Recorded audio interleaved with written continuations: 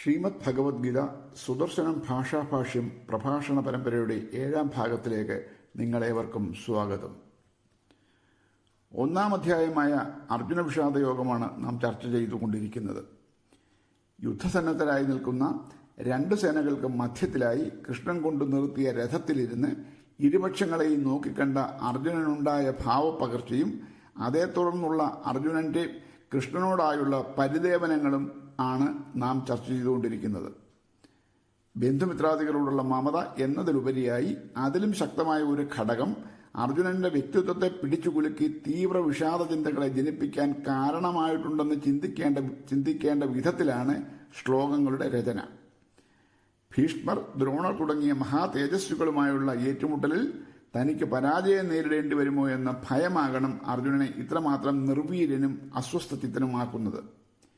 ഈ ഭയാശങ്ക വിജയന്റെ അഹംഭാവത്തിന് നിൽക്കുന്ന ശക്തമായ അടിയാണ്. അത് സമ്മതിക്കാൻ മടിക്കുന്ന അഹംബോധം കൃപയായി അർജുനനിൽ രൂപാന്തരം പ്രാപിക്കുകയാണ്. വിവേകാനന്ദ സ്വാമികളും ചിന്മയാനന്ദ സ്വാമികളും മറ്റു ചില വ്യാഖ്യാതാക്കളും അർജുന വിഷാദത്തെ ഇപ്രകാരമാണ് നോക്കിക്കണ്ടിട്ടുള്ളത്. യുക്തിസഹമായ ഒരു വിലയിരുത്തലിൽ ബന്ധുമിത്രാദികളോടുള്ള സ്നേഹത്തിനുപരിയായി ഈ ഭീരുത്വമാണ് അർജുന വിഷാദത്തിന്റെ പ്രധാന കാരണമെന്നാണ് എന്റെയും പക്ഷം. ബന്ധുക്കളോടുള്ള മമത എങ്ങനെയാണ് അർജുനനെ യുദ്ധത്തിൽ നിന്നും പിന്തിരിപ്പിക്കാൻ പ്രേരിപ്പിക്കുന്നതെന്ന് 31 മുതൽ 35 വരെയുള്ള ശ്ലോകങ്ങളിൽ നാം കണ്ടുകഴിഞ്ഞു. ബന്ധുമിത്രാദികളെയെല്ലാം കൊന്നിട്ട് ശ്രേയസ്സുണ്ടാകില്ലെന്നും അതിനാൽ 3 ലോകങ്ങളുടെ ആധിപത്യം ലഭിക്കുമെങ്കിൽ പോലും അവരെ ആരെയും കൊല്ലാൻ താൻ ആഗ്രഹിക്കുന്നില്ല എന്നും അർജുനൻ പറഞ്ഞു കഴിഞ്ഞു. ദീർഘകാലത്തെ ചർച്ചകൾക്കൊടുവിലാണ് യുദ്ധം എന്ന തീരുമാനത്തിൽ എത്തിച്ചേർന്നത് എന്നതിനാൽ യുദ്ധത്തിൽ തന്റെ ബന്ധുമിത്രാദികളെ കൊല്ലേണ്ടി വരുമെന്നത് വളരെ വ്യക്തമായി അർജുനന് മുൻപേ തന്നെ അറിയാവുന്ന കാര്യമായിരുന്നിരിക്കണം. അതിനാൽ യുദ്ധത്തിൽ നിന്നും പിന്തിരിയാനുള്ള കാരണം അതാണെന്ന് ഇപ്പോൾ പറയുന്നതിൽ അസ്വാഭാവികതയുണ്ട്. യുദ്ധപരാജയം എന്ന ഭീതിയെ മറച്ചുവെക്കാനല്ലേ ഇങ്ങനെ ബന്ധുസ്നേഹത്തെ കൂട്ടുപിടിക്കുന്നതെന്ന് നമുക്ക് ന്യായമായും ചിന്തിക്കാം. ഇഷ്ടപ്പെടുന്നവരെല്ലാം യുദ്ധത്തിൽ കൊല്ലപ്പെട്ടിട്ട് കിട്ടുന്ന രാജ്യം കൊണ്ട് താനെങ്ങനെ സുഖം അനുഭവിക്കാൻ എന്ന അർജുനന്റെ ചിന്തയും അസ്ഥാനത്താണെന്ന് പറയാൻ കഴിയില്ല. യുദ്ധക്കളത്തിൽ വന്ന് യാഥാർത്ഥ്യത്തെ മുഖത്തോട് മുഖം നോക്കി കണ്ടപ്പോഴാകാം മുൻപേ ഉണ്ടായിരുന്ന ഈ അറിവ് അർജുനന് അനുഭവവേദ്യമായത്. മേൽപ്പറഞ്ഞ കാരണങ്ങൾ കൂടാതെ താൻ ആർജിച്ചിട്ടുള്ള മതപരമായ സംസ്കാരം യുദ്ധം ചെയ്യുന്നതിൽ നിന്നും പിന്തിരിപ്പിക്കാൻ, അതായത് ബാധ്യസ്ഥകർമ്മം നിർവഹിക്കാതിരിക്കാൻ അർജുനനെ പ്രേരിപ്പിക്കുന്ന ഘടകമാണ് എന്ന് പറഞ്ഞുകൊണ്ട് അതിന് ഉപോത്ബലകമായ ചില ശ്ലോകങ്ങളും ചൊല്ലിക്കൊണ്ടാണ് കഴിഞ്ഞ ഭാഗം അവസാനിപ്പിച്ചത്. ഒരുവന്റെ മതപരമായ തെറ്റിദ്ധാരണകൾ അയാളെ തന്റെ കർത്തവ്യകർമ്മം ചെയ്യുന്നതിൽ നിന്നും വിലക്കി സമൂഹത്തെ അധപ്പതിപ്പിക്കുന്നതിന് കാരണമാകാം എന്നും അത് ശരിയല്ല എന്നും അത്തരം ചിന്തകളെ ആത്മീയ മാർഗത്തിലൂടെ എങ്ങനെയാണ് പ്രതിരോധിക്കേണ്ടത് എന്നും പറഞ്ഞു തരാനായിട്ടാണ് ഗീതാകാരൻ ഈ വിഷയങ്ങളെ ഗീതയിൽ കൊണ്ടുവന്നിരിക്കുന്നതെന്ന് ചിന്തിക്കാം. മതപരമായ വിഷയങ്ങൾ ഗീതോപദേശത്തിന് കാരണമാകുന്നത് ഇങ്ങനെയാണ്. ഇത്തരം വിഷയങ്ങളെക്കുറിച്ചുള്ള ശരിയായ അറിവ് ഗീതാശ്ലോകങ്ങളെ അവയുടെ ശരിയായ അർത്ഥത്തിൽ മനസ്സിലാക്കുന്നതിന് അനിവാര്യമാണ് താനും. കഴിഞ്ഞ ഭാഗത്തിൽ തുടങ്ങിവെച്ച മതപരമായ വിഷയങ്ങൾ ഉൾപ്പെടുന്ന 36 മുതൽ 40 വരെയുള്ള ശ്ലോകങ്ങളെ ഒന്ന് ചുരുക്കി വിശകലനം ചെയ്തിട്ട് നമുക്ക് മുന്നോട്ട് പോകാം. ആതതായികളായ ദുര്യോധനാദികളെ കൊന്നാൽ പാപമായിരിക്കും ഫലമെന്ന് ശ്ലോകം 36 അർജുനൻ പറഞ്ഞിട്ടുണ്ട്. ഈ ആതതായികൾ എന്നാൽ എന്താണ്? വധാർഹരായ കൊടും പാതകികൾ എന്നാണ് ഇതിനർത്ഥം. വീടിന് തീ വയ്ക്കുന്നവർ, വിഷം കൊടുക്കുന്നവർ, ആയുധമേന്തി വധിക്കാൻ വരുന്നവർ, ധനം അപഹരിക്കുന്നവർ, സ്ത്രീയെ അപഹരിക്കുന്നവർ, സ്വത്തിന്റെ യഥാർത്ഥ അവകാശിയെ ദ്രോഹിച്ച് സ്വത്ത് കൈക്കലാക്കുന്നവർ എന്നീ 6 വിഭാഗത്തിൽപ്പെടുന്നവർ ആതതായികളാണെന്നാണ് സ്മൃതിമതം. ഇവരെ കണ്ടാൽ ഒരു മടിയും കൂടാതെ വധിക്കണം. ഇവരെ കൊല്ലുന്നവർക്ക് പാപം ഏൽക്കുകയില്ല എന്നാണ് സ്മൃതിശാസനം. ദുര്യോധനാദികൾ മേൽപ്പറഞ്ഞ കൃത്യങ്ങൾ ചെയ്തതിലൂടെ ആതതായികളാണെന്നാണ് അർജുനൻ പറയുന്നത്.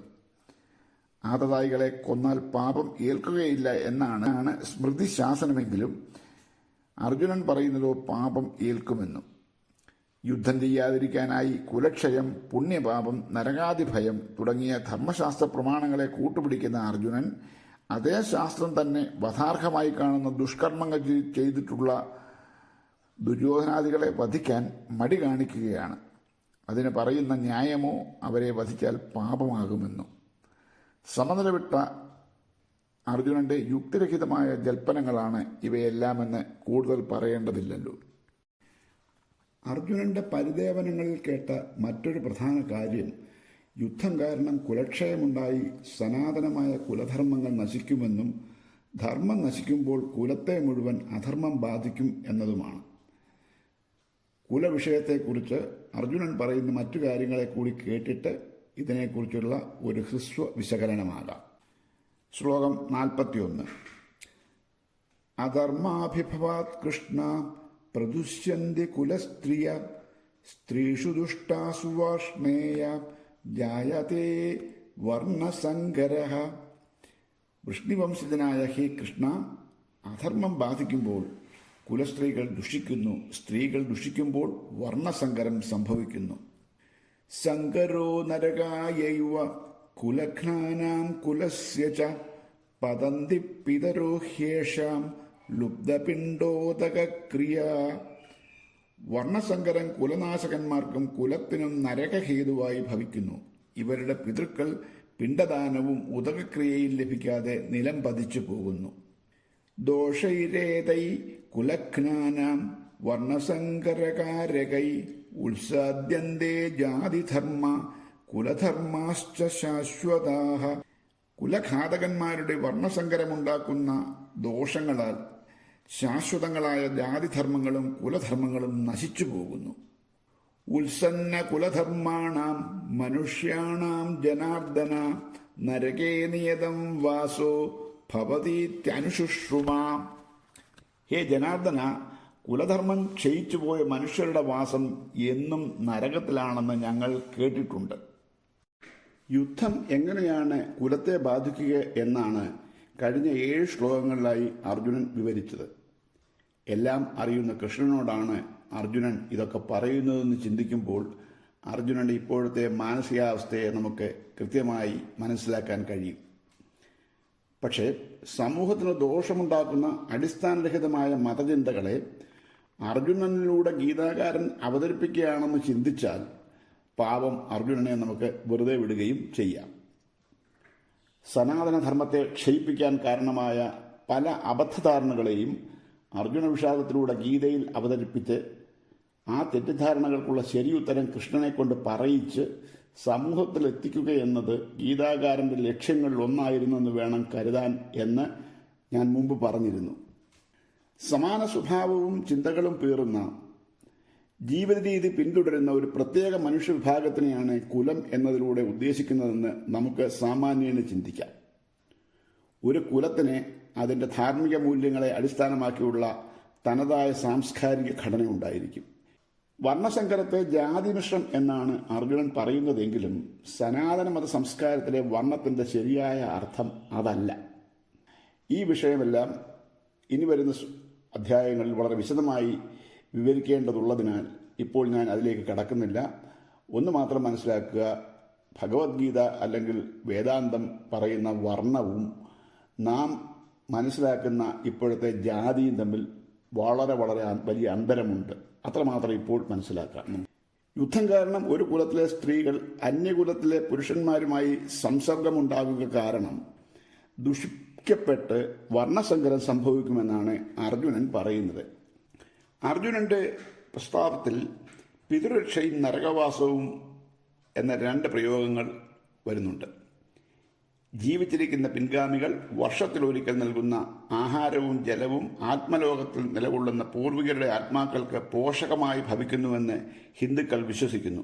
സദ്ഭാവനകൾ ഏറെ നിറഞ്ഞ ഒരു അന്ധവിശ്വാസമാണ് ഇതെന്നാണ് പണ്ഡിതമതം. ആത്മാക്കൾ ആഹാരം കഴിക്കാനൊന്നും പോകുന്നില്ല. എന്നാൽ ആ പൂർവ്വ മനുഷ്യരിൽ നിന്നും ജന്മം കൊണ്ട് വളർന്ന നമ്മൾ വർഷത്തിലൊരിക്കൽ അവരെ സ്മരിക്കുമ്പോൾ അത് അവർ വെച്ചു പുലർത്തിയിരുന്ന ജീവിത മൂല്യങ്ങളോടും ആശയങ്ങളോടുമുള്ള നമ്മുടെ ആദരവായി കണക്കാക്കാം.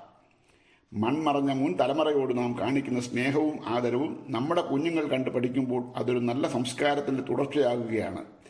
മാതാപിതാക്കളെ നടതള്ളുന്ന ഇക്കാലത്ത് സാംസ്കാരിക തുടർച്ച സാധ്യമാക്കുന്ന ഇങ്ങനെയുള്ള സദ്ഭാവനകൾക്ക് പ്രസക്തി ഏറെയാണ്.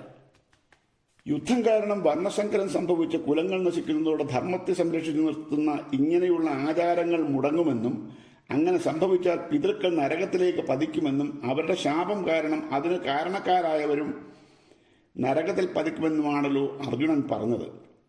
മുകളിൽ പറഞ്ഞതുപോലെ പിണ്ടോദക ക്രിയ നല്ലൊരു സംസ്കാരത്തിന്റെ ഭാഗമാണെങ്കിലും അത് ചെയ്തില്ലെങ്കിൽ നരകവാസമായിരിക്കും ഫലമെന്ന് പറയുന്നത് അശാസ്ത്രീയമാണ്. താത്വികമായ മതവീക്ഷണം മാത്രമാണത്. മനസ്സിന് സന്തോഷവും സംതൃപ്തിയും സമാധാനവും പ്രദാനം ചെയ്യുന്ന അവസ്ഥയാണ് സ്വർഗം. അതുപോലെ മനസ്സ് അശാന്തമായി നിരാശാബോധത്തിലും ദുഃഖത്തിലും അമർന്നു കഴിയുമ്പോഴുണ്ടാകുന്ന അവസ്ഥയാണ് നരകം. ഹൈന്ദവ സംസ്കാരത്തിൽ സ്വർഗനരകങ്ങൾ എന്നത് നമ്മുടെ മനസ്സിന്റെ രണ്ട് വ്യത്യസ്ത അവസ്ഥകളാണ്. അല്ലാതെ പഴയ സിനിമകളിലൊക്കെ കാണാറുള്ളത് പോലെ ഭൂമിയിൽ നിന്നും വേറിട്ട രണ്ട് അന്യലോകങ്ങളല്ല. താത്വികമായ മതാശയങ്ങളെ ബോധപൂർവം മനസ്സിലാക്കാൻ ശ്രമിക്കുന്നവർക്ക് ഇത് മനസ്സിലാക്കാവുന്നതേ ഉള്ളൂ. എന്നാൽ ചിലരങ്ങനെയല്ല. ഇതൊക്കെ അക്ഷരാർത്ഥത്തിൽ ശരിയാണെന്ന് വിശ്വസിച്ച് ജീവിക്കുന്നവരാണ് അവർ. അർജുനനും ഇങ്ങനെ ഒരാളാണ്, അല്ലെങ്കിൽ ആണെന്ന് നടിക്കുന്നു. ഫലമോ, ഭാരതഖണ്ഡത്തിലെ ഏറ്റവും സമർത്ഥനായ ക്ഷത്രിയ വീരൻ നരകഭയത്തിന്റെ പേരിൽ സ്വധർമ്മമായ യുദ്ധം ഉപേക്ഷിക്കാൻ തയ്യാറാവുകയാണ്. ഇതിൽ പരം ലജ്ജാകരമായ കാര്യമെന്തുണ്ട്? അധർമ്മത്തെ നശിപ്പിച്ച് സംസ്ഥാപനം ലക്ഷ്യമാക്കിയ ഒരു മഹായുദ്ധത്തിനെ തന്റെ അശാസ്ത്രീയമായ വ്യക്തിചിന്തകളിലേക്ക് ചുരുക്കി അതിന്റെ അർത്ഥവ്യാപ്തി തന്നെ നശിപ്പിക്കുകയാണ് അർജുനൻ ഇവിടെ ചെയ്യുന്നത്. അർജുനന്റെ ഈ അബദ്ധചിന്തകളെയൊക്കെ കൃഷ്ണൻ നേരെയാക്കിയെടുക്കുന്നത് നമ്മൾ ഇനി കാണാൻ പോകുകയാണ്. സത്യത്തിൽ അർജുനനോട് മാത്രമല്ല, അന്ധവിശ്വാസങ്ങൾക്ക് അടിമപ്പെട്ട് സമൂഹത്തിന് ഗുണകരമല്ലാത്ത കർമ്മങ്ങൾ ചെയ്തു കൂട്ടുന്ന സകല മനുഷ്യരോടും കൂടിയാണ് കൃഷ്ണൻ ഇനി സംവദിക്കാൻ പോകുന്നത്. സമത്വസുന്ദരമായ ഒരു ലോകത്തെയാണ് സനാതനധർമ്മം വിഭാവനം ചെയ്യുന്നത്. മനുഷ്യ മനസ്സിന്റെ വികാസം കൊണ്ട് ഇത് സാധ്യമാകൂ. ജാതി, മതം, സ്വാർത്ഥമോഹങ്ങൾ, ഇന്ദ്രിയവൃത്തികൾ, വിശ്വാസങ്ങൾ എല്ലാം കൂടി മനുഷ്യ മനസ്സുകളെ ബന്ധനത്തിലാക്കിയിരിക്കുകയാണ്. അതിന്റെ നിഷ്കളങ്കമായ ഈശ്വര പ്രകൃതത്തെ മറച്ചിരിക്കുകയാണ്. ഈ മായാബന്ധനത്തിൽ നിന്നും മനസ്സുകളെ മുക്തമാക്കുകയാണ് വേണ്ടത്. ലോകാനുഗ്രഹകാരിയായ ഈ കർമ്മമാണ് ഭഗവാൻ ഭഗവത്ഗീതയിലൂടെ നിർവഹിക്കുന്നത്. നമുക്ക് അർജുനൻ്റെതായ അടുത്ത ശ്ലോകത്തിലേക്ക് കടക്കാം. ശ്ലോകം 45. അഹോബദ മഹത്പാപം കർത്തും വ്യവസിതാ വയം യദ്രാജ്യസുഖലോഭേന ഹന്തും സ്വജനമുദ്യത. ഇതിലെ അർത്ഥം, അഹോ കഷ്ടം, വലിയ പാപം ചെയ്യാൻ നാം ഒരുങ്ങിയിരിക്കുന്നു. രാജ്യലാഭത്തിലും സുഖത്തിലുമുള്ള അത്യാഗ്രഹം കൊണ്ട് സ്വജനങ്ങളെ കൊല്ലാൻ നാം ഒരുങ്ങിയല്ലോ. ഈ അവസാന ശ്ലോകം ഒന്ന് ശ്രദ്ധിക്കേണ്ടതാണ്. രാജ്യലാഭത്തിലും സുഖത്തിലുമുള്ള അത്യാഗ്രഹം കൊണ്ട് സ്വജനങ്ങളെ കൊല്ലാൻ നാം ഒരുങ്ങിയല്ലോ എന്നാണ് അർജുനൻ കൃഷ്ണനോട് പറയുന്നത്. അപ്പോൾ ഇതിനൊക്കെ വേണ്ടിയായിരുന്നു അർജുനൻ യുദ്ധം ചെയ്യാൻ വന്നത്. പക്ഷെ ഇതിലൊന്നും തനിക്കൊട്ടും താല്പര്യമില്ലെന്നല്ലേ അല്പം മുൻപ് ശ്ലോകം 33-ലും 35-ലും അർജുനൻ പറഞ്ഞത്. അധർമ്മത്തെ നശിപ്പിച്ച് ധർമ്മത്തെ പുനഃസ്ഥാപിക്കാൻ വേണ്ടിയെടുത്ത സുചിന്തിതമായ ഒരു തീരുമാനമായിരുന്നില്ലേ ഈ യുദ്ധം? മറ്റാരേക്കാളും അതറിയാവുന്നത് അർജുനനാണ്. ഭീരുത്വം അർജുന വ്യക്തിത്വത്തെ അടിമപ്പെടുത്തിയിരിക്കുന്നു.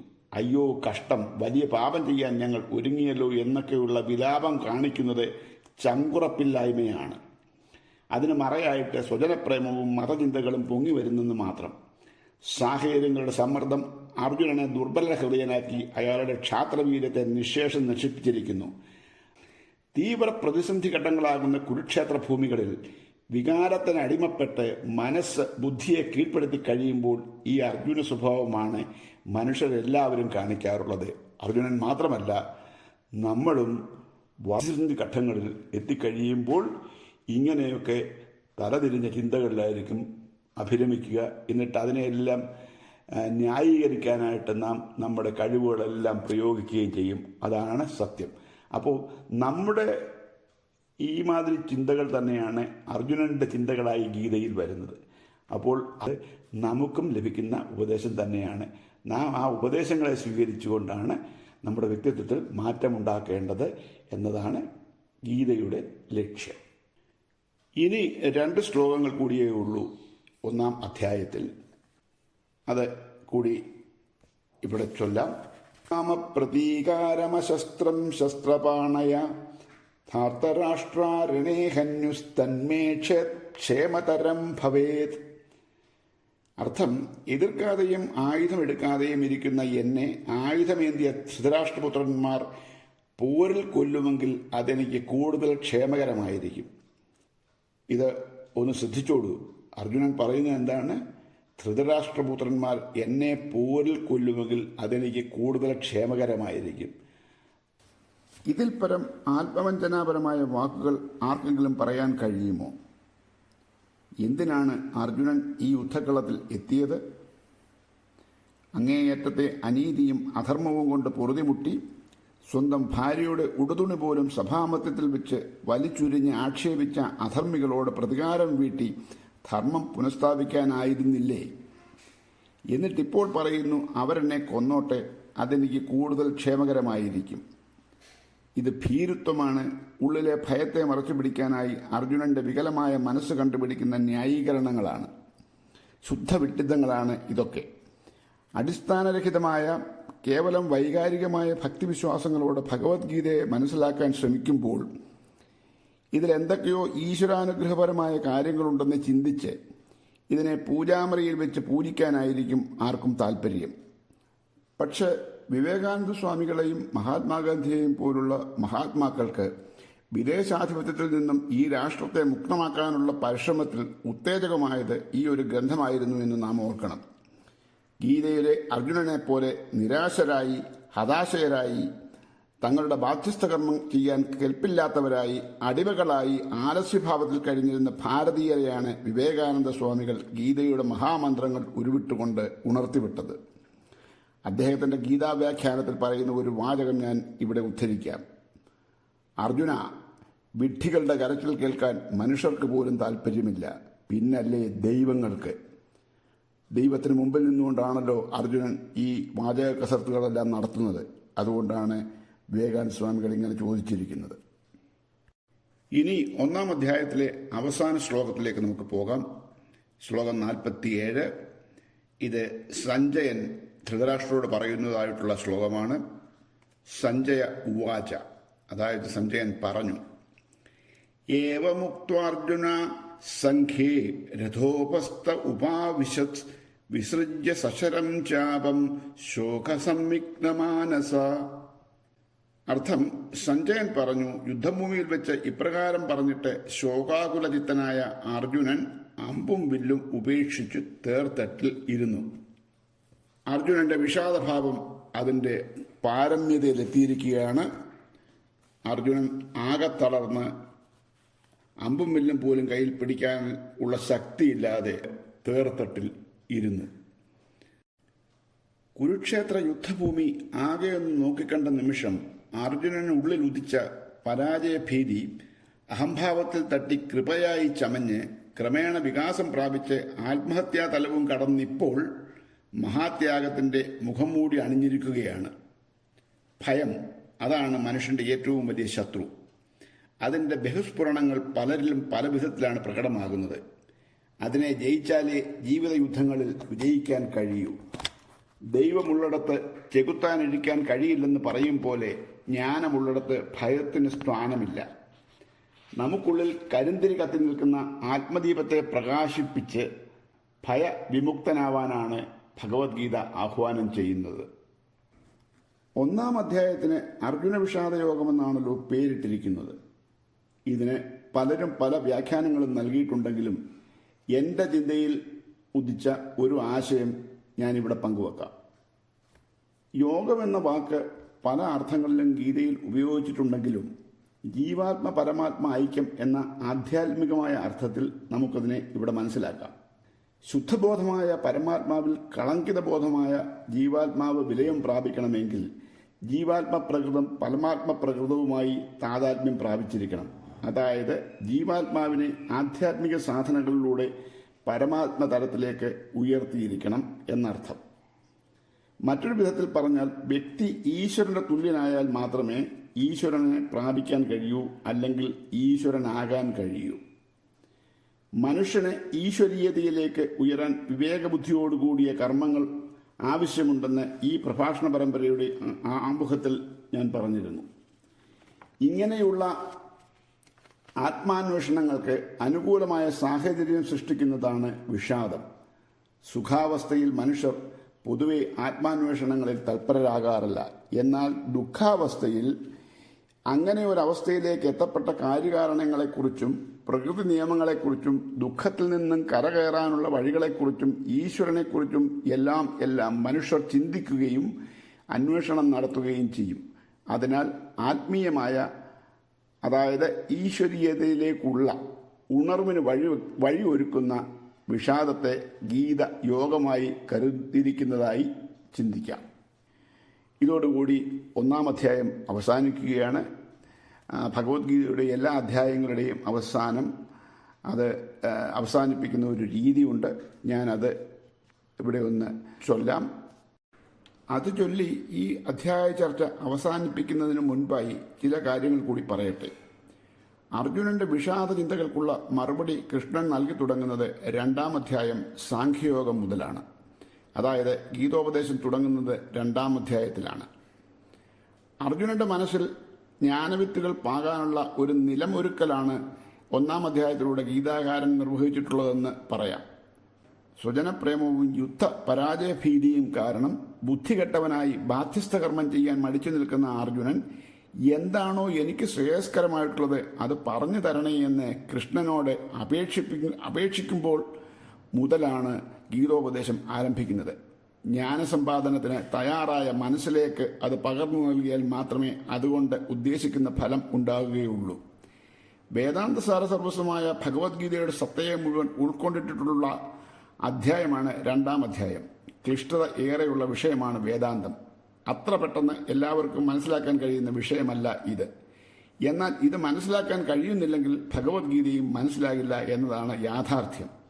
അതിനാൽ ജ്ഞാനാർത്ഥികളായ സാധാരണക്കാർക്കും ഗീത പ്രാപ്യമാകണം എന്ന ഉദ്ദേശത്തിൽ ഗീതാശ്ലോകങ്ങളിൽ ഉൾക്കൊണ്ടിരിക്കുന്ന വേദാന്ത തത്വ പ്രമാണങ്ങളെ എത്രമാത്രം ലളിതമാക്കി വിശദീകരിക്കാൻ കഴിയുമോ അത്രമാത്രം ലളിതമാക്കിയാണ് എൻ്റെ ഗ്രന്ഥത്തിൽ പ്രതിപാദിച്ചിട്ടുള്ളതെന്ന് പറയട്ടെ. നമ്മുടെ ചുറ്റുവട്ടത്ത് കാണുന്ന നിരവധി ഉദാഹരണങ്ങളിലൂടെയാണ് ക്ലിഷ്ടത ഏറെയുള്ള വേദാന്ത വിഷയത്തെ ഞാൻ അവതരിപ്പിക്കാൻ ശ്രമിച്ചിട്ടുള്ളത്. ഇത് ഗീതാശ്ലോകങ്ങൾ ഉൾക്കൊണ്ടിട്ടുള്ള ആശയങ്ങളെ മനസ്സിലാക്കാൻ വളരെ സഹായിക്കുന്നുണ്ടെന്നാണ് ഈ ഗ്രന്ഥം വായിച്ചിട്ടുള്ള പലരും ഇതിനകം അഭിപ്രായപ്പെട്ടിട്ടുള്ളത്. പുസ്തകത്തിൽ നൽകിയിട്ടുള്ള വിശദാംശങ്ങളെല്ലാം തന്നെ ഈ ഹ്രസ്വ പ്രഭാഷണത്തിലൂടെ നൽകാൻ കഴിയില്ലല്ലോ. അതിനാൽ ഗൗരവബുദ്ധിയോടെ ഗീതയെ പഠിക്കാൻ ആഗ്രഹിക്കുന്ന ശ്രോതാക്കൾ പ്രഭാഷണങ്ങൾ കേൾക്കുന്നതോടൊപ്പം തന്നെ ആ പുസ്തകവും വാങ്ങി വായിക്കണമെന്ന് പറയട്ടെ. കുരുക്ഷേത്ര പ്രകാശൻ കൊച്ചി പ്രസിദ്ധീകരിച്ചിട്ടുള്ള ഗ്രന്ഥം അവരിൽ നിന്നും നേരിട്ടോ തപാൽ വഴിയോ ലഭിക്കാവുന്നതേയുള്ളൂ. ഓം തത്സദിതി ശ്രീമദ്ഭഗവദ്ഗീതാസുപനിഷത്സു ബ്രഹ്മവിദ്യായാം യോഗശാസ്ത്രേ ശ്രീകൃഷ്ണാർജുന സംവാദേ അർജുനവിഷാദയോഗോ നാമ പ്രഥമോധ്യായഃ. അതായത് ഇപ്രകാരം ശ്രീമദ് ഭഗവത്ഗീതാരൂപമായ ഉപനിഷത്തിൽ ബ്രഹ്മവിദ്യാന്തർഗതമായ യോഗശാസ്ത്രത്തിൽ ശ്രീകൃഷ്ണാർജുന സംവാദത്തിൽ അർജുന വിഷാദയോഗം എന്ന 1-ാം അധ്യായം സമാപിച്ചു.